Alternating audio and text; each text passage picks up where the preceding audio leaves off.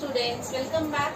So we were talking about the effect of temperature on the reaction rate, and we have seen that when the reacting species are colliding with one another, right? So which collisions are, you can say, are fruitful in increasing the rate of the reaction. So we have seen only the effective collisions are responsible for the increase in the rate of the reaction, because when temperature has increased, so you can say temperature has made certain ineffective collisions into effective one. So we can say that rate of increase in the rate of reaction is only totally is due to that effective collisions only. Fine. And we have seen that effective collisions, that we have seen the graph also in the plot, that reacting species with the effective collisions, that is they are having such an amount of energy, that is E naught, threshold energy. Yes. So let's start. So today we'll talk about concept of activation energy. So let's relate with that E naught, threshold energy. So we have seen that when reacting molecules, when they are colliding with one another, fine. So that for the effective collision, for you can say for the fruitful or the effective collision,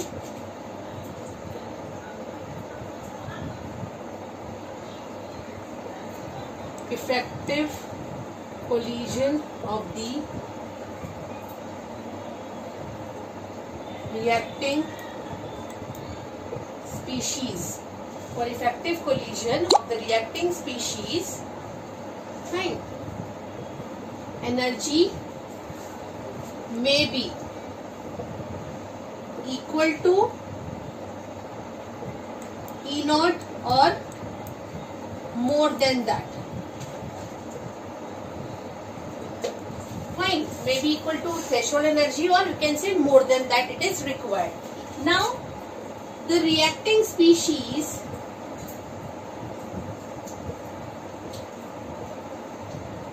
which are taking part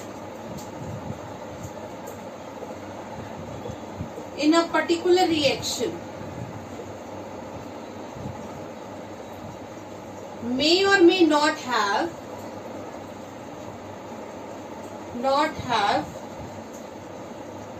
E naught in their normal or ground state. Fine. Now what will happen? Reacting species which are taking part in a particular reaction, they may or may not have E naught value. You can say few molecules they will be having, but others they are not having. Then how the reaction will take place? Fine. So for the, you can say, to make the reacting species, or you can say to make the effective collisions more fruitful, their energy has to, you can say, has to be equal to the E naught. Now for that, certain amount of energy has to be required from outside in the form of temperature. Now what that particular amount of energy that we are providing from outside, so that it just become equal to the E naught, or the reaction to takes place, that particular amount of energy is known as activation energy. It means we have activated the reacting species so that it can result into a chemical reaction, because we know that every reactant molecule is having its own energy. Yes, it is having some energy. It's not having, you can say, you can't say it is having zero energy, because we are saying it are moving with the kinetic energy. So it is having some value of kinetic energy. So maybe it can be less also, it can be more also. So it depends. If in case it is less, then we have to make it equal to the E naught so that the reaction will take place. So to make it equal to the E naught value, you can say the energy has to be supplied from outside in the form of temperature. So that extra amount of energy is known as activation energy, which is represented by capital E and small a. Let's see.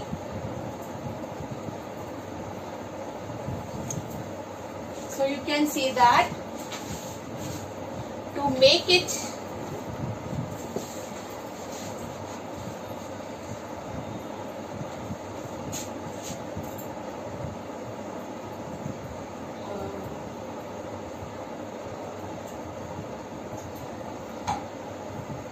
for the product formation,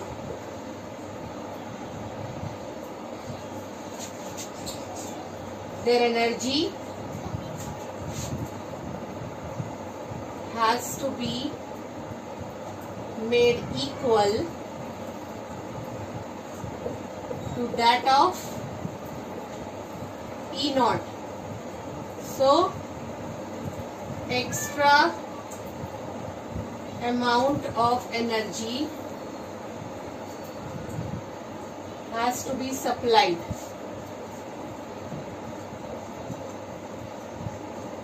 in the form of temperature. Fine. So this is, you can say, extra amount of energy has to be supplied. So this extra amount of energy is known as EA, activation energy. So here the source is temperature. In case of photochemical reaction,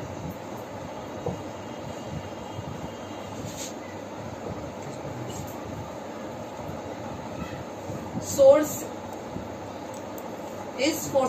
are photons. You know photons according to Planck's quantum theory. Photons are the source in case of photochemical reaction. So this extra amount of energy is your activation energy. So let's see the explanation of this or how this works. So how we will define this definition is very, very important. Direct question will come in exam, that what is activation energy. So this is defined as the extra amount of energy that has to be supplied to whom? To the reacting species in their normal or ground state. Normal energy or ground state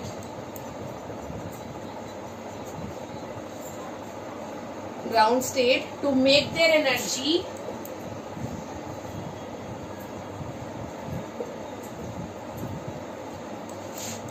equal to the threshold energy.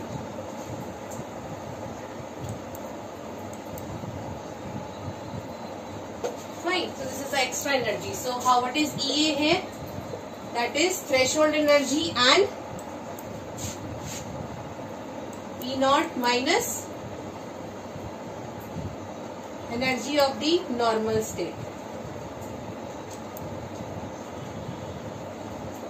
So this is the activation energy. We can also write that E naught is EA, or you can say E normal plus EA. Whatever is there, then extra we have supplied, so that it just become equal to the E naught, that is threshold energy. So this is about activation energy, which is required to activate the molecule so that it just become, it can result into a chemical reaction. So let's see.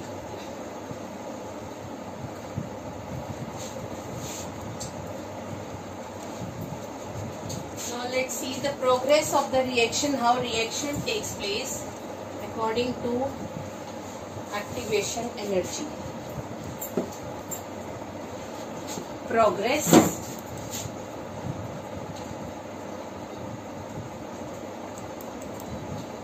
reaction, activation energy. As the name suggests, activate. So it will activate the molecule so that the reaction will take place. It provides certain extra energy. It will boost the molecule, you can say. Fine. Extra acts as an energy drink. Fine. So let's see. Here we'll take progress of reaction, and here we'll take potential energy, or we can say progress of reaction or reaction coordinates. In some books you will find it's written reaction coordinates. Now whenever any reaction proceeds, let's consider the general reaction. AB is the reactant, reacts with C, gives you AC plus B. Fine, this is a simple reaction. consider a reaction. Fine. Now, whenever any reaction is taking place, in that case, it is not giving rise to the products directly. Fine. Because we are saying activation energy is required. So that activation energy is required for the formation of activated complex, activated molecule. Because whenever any reaction proceeds, first of all, what is happening? We are dealing with the breaking and the making of the bond.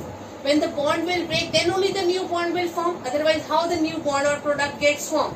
Fine. So in this process, bond making and then bond breaking and then making, between this, one intermediate has to be formed. So that after that intermediate, because we know that intermediate is the unstable species, that's why it is leading to the formation of product. So intermediate gets formed and then it will lead to the formation of product. So basically that you can say energy is required by the reactant species so that that intermediate gets formed. So let's see how this reaction is taking place. So here what is the intermediate when this takes place? Bond will start breaking between A and B and then start forming with C. So this will break and then this will form bond with C. So this you can say breaking and making.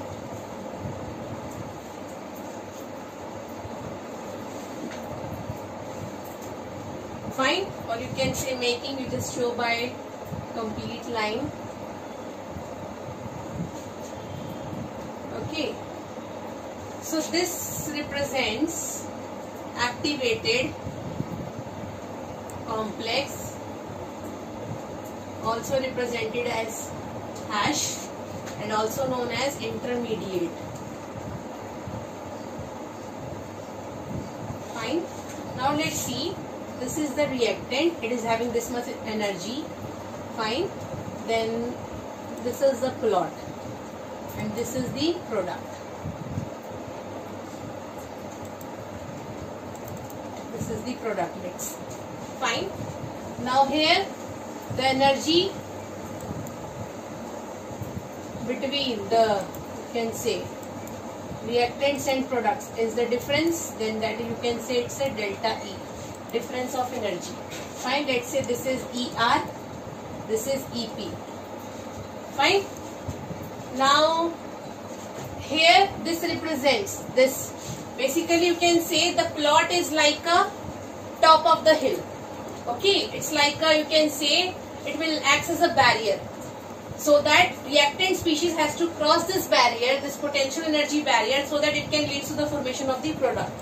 Fine, this barrier is there. Without crossing this barrier, it will not lead to the formation of product. Fine, so every reacting species has to cross this barrier. Fine, so here at this barrier, intermediate is getting formed. This is the intermediate. Fine, activated complex.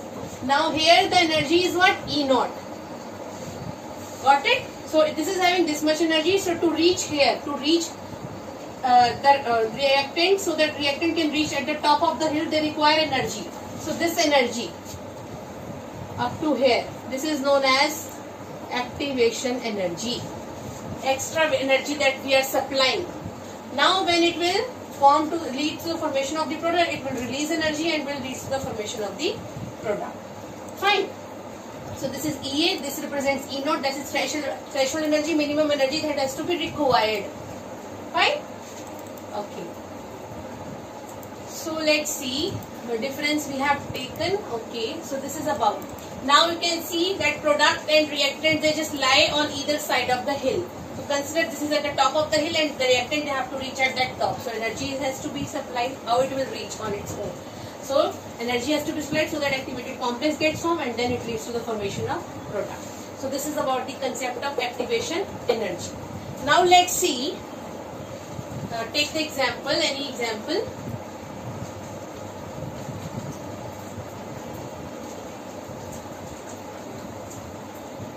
So this concept is important with its graphical representation.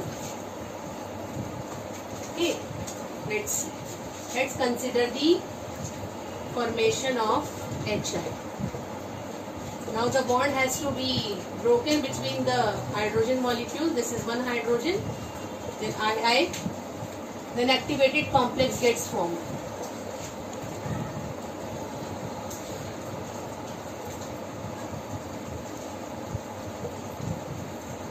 This is the bond breaking, and then bond making we are showing like this. Means bond is getting formed between H and I. So what we are getting? 2HI. When this will get break, then 2HI will get. So this is the activated complex or intermediate. In this way the reactions are taking place. Intermediate has to be formed, otherwise no reaction. So this is the, you can say that activation energy is required to activate the reactant species so that intermediate gets formed, or you can say that energy required for the formation of the activated complex. So this, in this way you can define the activation energy concept. Fine. Now let's see, talk about the activation energy in for the forward or the backward reaction. In that case, what is, let's see the different situations. Then which reaction proceeds at a faster rate. So let's consider. Let's consider two different cases. In first case, I am taking the energy of product is less. Here potential energy, then progress of reaction. Here also progress of reaction. Here I am taking reactant is less and product is more. Fine. Here potential energy. Fine. So let's consider. See the energy difference. This is energy of the reactant ER, energy of the product EP, energy of the reactant ER, energy of the product EP. So this difference is del E, and here also this difference is del E. Fine. And this is the activation energy, this much, and here this is the activation energy. Sorry, not this much.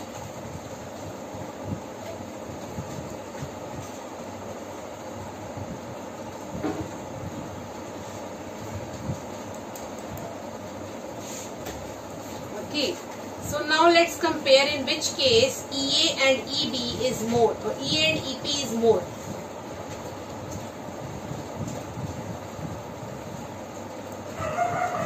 Okay, in which case EA and EP is more. So let's compare.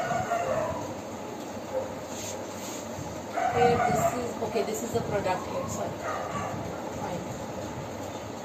So here this is the reactant, so activation energy is up to here. This much, because reactant is here, na? That's right. So this is the activation energy. Now in this case, what is the case here? This is case first. Here ER is less than EP, and here this is the case 2. Here ER is more than EP. So what is the difference? What will be the delta E here? EP is more here or less?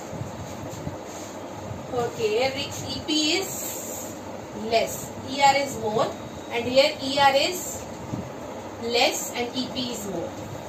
Fine. So when reactant energy is less as compared to the product, it means reactants are absorbing the energy. So it means they are absorbing the more amount of energy, that is more amount of activation energy as compared to the release of activation energy in the formation of products. Okay, because ER is more as compared to EP. So this is the endothermic reaction. Delta E will be positive, because when you substitute the value, this is difference is what? EP minus ER. Fine. So here ER is more. So this will become positive. So that's why it is endothermic process. endothermic. Fine. Here EP is more, so delta E is what? EP minus ER.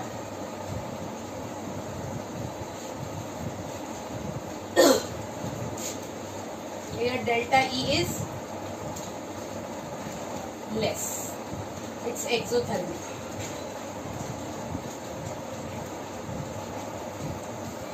Here the energy of product is less because in less amount of energy is energy of product is more. Okay, release in energy is more as compared to the absorption of energy. So you just see the comparison between the two because this you already know.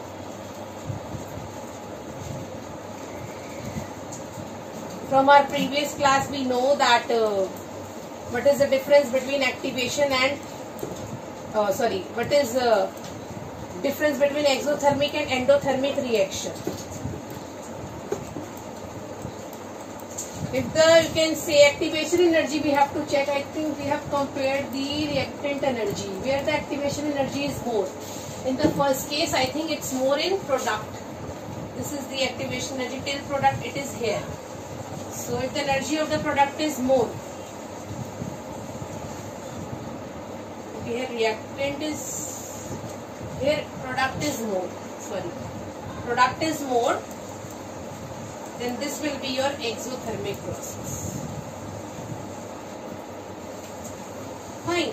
And here product is less, reactant is more, reactant activation energy is more. So this will be positive here. So this will be your endothermic process. Fine. So let's see now.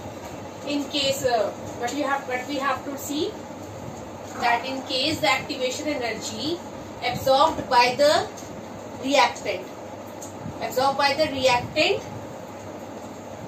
is more as compared to the product, then the reaction will be endothermic in nature.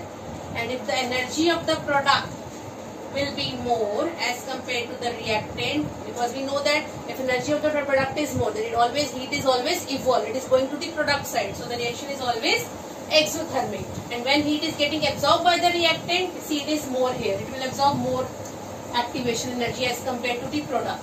Fine. So this is about endothermic. Same case you just you can say apply for the reversible reactions.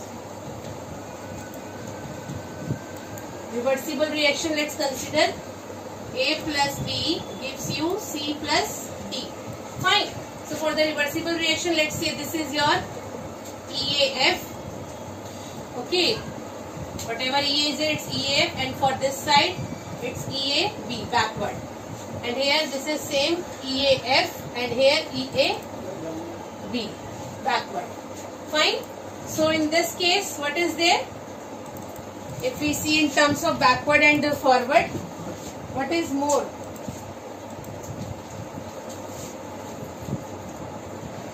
In case of exothermic reaction, here EAF is less, EAB is more, backward is more than the exothermic. Here EAF is more than EAB, forward is more, it's endothermic. Now you just see where the activation energy required is less by the reactants. Here in case of exothermic reaction.